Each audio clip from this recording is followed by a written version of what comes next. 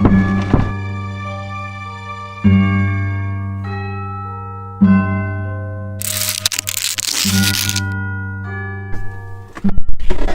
if you're looking to take cool ghost photos but don't know how, I'm going to show you how to create some interesting shots with your DSLR right now.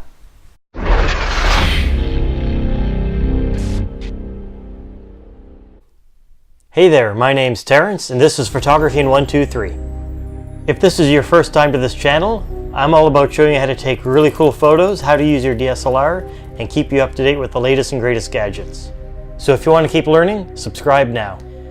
So ghost photos are a fun thing you can do just to mess around. Frankly, I don't believe in ghosts, never seen any proof they exist. However, taking shots to replicate what a ghost photo might look like is a lot of fun and pretty easy to do. You don't actually need Photoshop to do this, although you can do some work in Photoshop or Lightroom to replicate some ghost or creepy images. But all you really need is your DSLR and a tripod, and that's frankly all you're really going to need to do this. What I'm going to do in this shot is use my little pantry closet over there, and I'm going to have it slightly open and create a photo where it looks like a ghostly arm is coming out to try to open the door. And while that may not be the shot you want to do, you could use this technique for a whole range of different kinds of ghost photography. Whether you're going to dress up in a white sheet or in some kind of period clothing and want to create a ghostly image in a specific area, you could do that with this technique.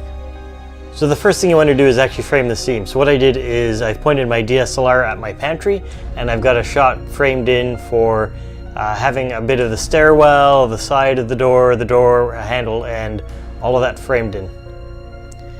The second thing I want to do is make sure my camera is on manual mode, so that's the M mode that's right here on your Canon 5D Mark II, or whatever Canon or Nikon, Sony camera you're using.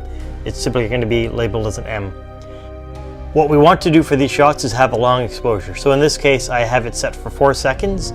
That's going to give me enough time to have my body in part of the scene and then remove my body from the rest of the scene so that the photo that exposes will have a translucent image of my hand. You want to make sure your exposure is balanced. So right now we can see that I'm overexposed. I'm going to adjust my aperture so it's more open. So at 4 seconds, 9 aperture, I am properly exposed. The other key you'll want to do is actually press the AF drive button, and you want to make sure that you are, if you see right here, you want to be set to the timer. So I've got it set for 10 seconds. You can also use a remote trigger for this if you want, but not needed. You can just use the timer. If you do want to use a remote trigger though, check out my description below for getting one of those. What I'm going to do now is press the shutter release. That's going to give me 10 seconds to run into the pantry. I'm going to have my hand in front of the doorknob.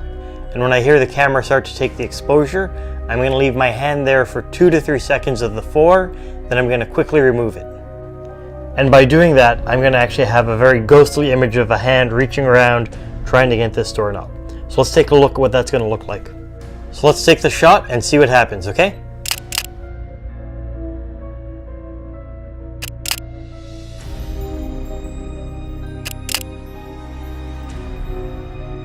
As you see, these shots are pretty easy to take, and you might be able to fool some of your friends or family who really believe in ghosts.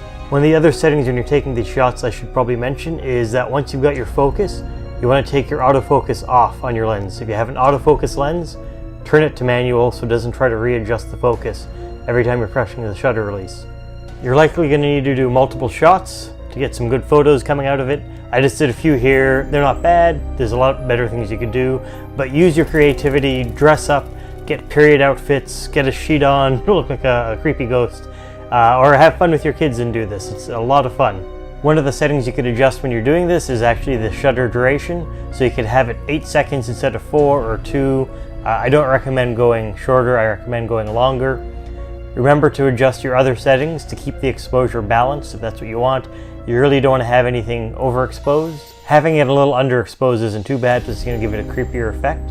And if you want to create a little more interest in the shot, maybe have the focus just off a bit so it doesn't look as focused, and maybe have somebody move the tripod just a little bit near the end of the shot to create a little bit of blurriness in the shot.